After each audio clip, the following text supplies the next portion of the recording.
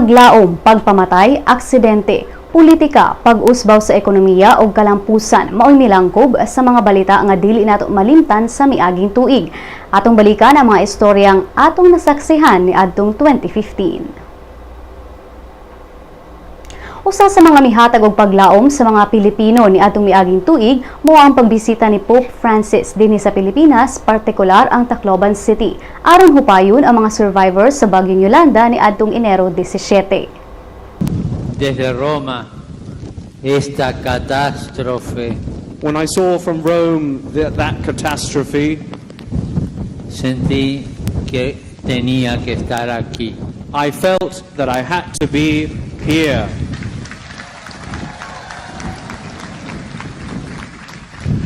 Y ese día, esos días, decidí hacer el viaje. I decided to come here. Quise venir para estar con ustedes. I'm here to be with you. Un poco tarde, me dirán, es verdad, A little bit late, I have to say, pero estoy. but I'm here. Ang bagyong Yolanda mikusukuso sa Pilipinas ni adtong Nobyembre 8 tuig 2013 ug matod sa report sa National Disaster Risk Reduction and Management Council miabot sa 6,300 ka mga tawo ang natalang namatay, 28,688 ang nangaangol ug 1,062 ang pabiling missing. Mitatak na usab sa hunahuna sa mga Pilipino ang nahitabong panagbangi dito sa Mama sa Pano, Maguindanao ni adtong Enero 25. Kahinumdumang 44 ka mga pulis sa Special Action Force ang namatay ato sa 11 ka oras nga pinusilay batok sa mga miyembro sa Moro Islamic Liberation Front ug Bangsamoro Islamic Freedom Fighters aron sikupon ang international terrorist nga si Zulkifli Binhir alias Marwan ug ang bomb maker nga si Abdul Basit Usman. Ang Department of Justice misang atong kaso batok sa 90 ka mga sospek nga gitumbok nga nagpaluyo sa pagpatay sa di mo minus 35 ka mga police commandos. Daghan sab ang misimpatya sa namatayng pastor o basketball coach human kini namatay tungod sa nahitabong aksidente sa kadalanan sa Barangay Kanduman, Mandawi City, Cebu ni adtong Agosto 8. Ang pastor nga si Manulet Subang kinsa nagmaneho sa iyang motorsiklo ni adtong Tura mao'y grabihang nangaangol o naangol human kini napisat sa Isuzu van nga nakaigo sab og laing upat ka mga sakyanan. Samtang naukay sab ang kadaghanan nato human sa tahong duha ka mga empleyado sa DXRU Radio Ultra sa Cagayan de Oro City ang gipangtaktak sa trabaho human sila mikaon og lechon nga dili alang kanila. Nagtuo ang mga empleyado nga ang gipa-deliver nga lechon sa ilang opisina gikan sa anak ni Mayor Oscar Moreno apan didto na nahibaw-an nga ang lechon ipahatod sa balay sa Tag-iya. Human sa hitabo gitaktak ang duha ka mga journalists nga sila si Winifredo De Liava ug Edgar Navarro. Daghang mga Sugboanon, lakip na mga kabatan-unan ang nagbangutan ni adtong Setyembre 16 tungod sa pagkamatay sa 17 anyos nga accountancy student dito sa Lapu-Lapu City. Si Karen K. Montebon napalgan sa iyang amahan sud sa ilang balay nga gihikta na og cord sa hair straightener ang iyang liog ug wa nay kinabuhi. Apan human sa usa ka semana, napatay sa gituohang armadong grupo dito sa Bohol ang gitumbok nga main suspect sa pagpatay sa dalaga.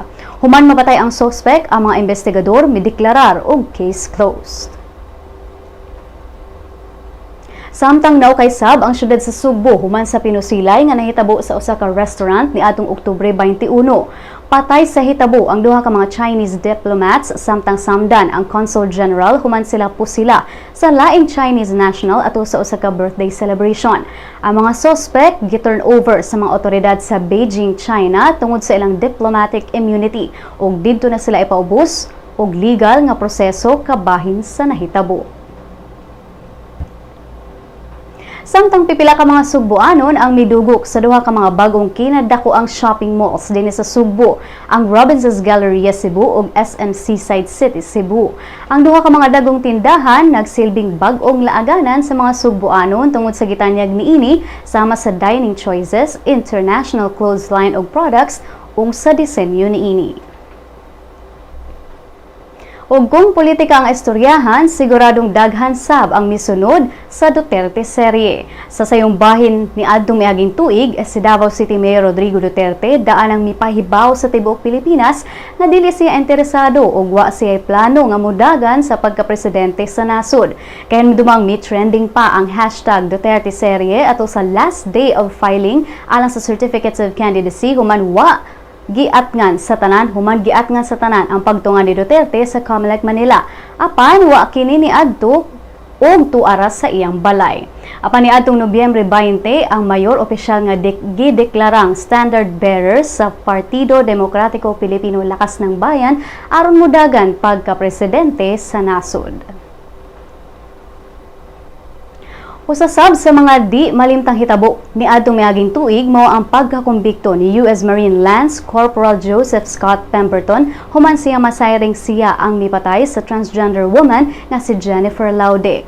Kahinumdumang si Pemberton, testigo ni adtong Agosto nga iyang gituok si Laude ato sa ilang away. Human niya madiskubrihin nga transgender woman sa Laude apan miinsister ang langyaw nga buhi pa si Laude ni adtong mibiya siya sa hotel.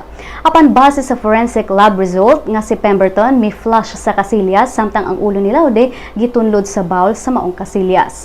Ang pagkamatay ni Laude mihatag og grabing kalagot sa mga Pilipino, hilabi na sa mga LGBT community.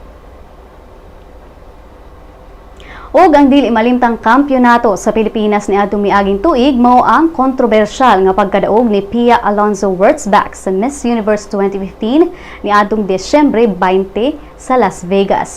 Kaya namdumang ang host sa pageant nga si Steve Harvey nasayo pag-anunsyo sa mananaog og gideklarang Miss Universe 2015 ang Colombian beauty nga si Ariana Gutierrez ug first runner-up lang si Wurtzbach. Apan mibalik sa stage si Harvey og giklaro nga ang tinuod nga mananaog mao si Wurtzbach. Ang kadaugan ni Wurtzbach mao'y mitapo sa 42 ka tuig nga pinaabot sa Pilipinas nga masungkit ang corona sa Miss Universe pageant.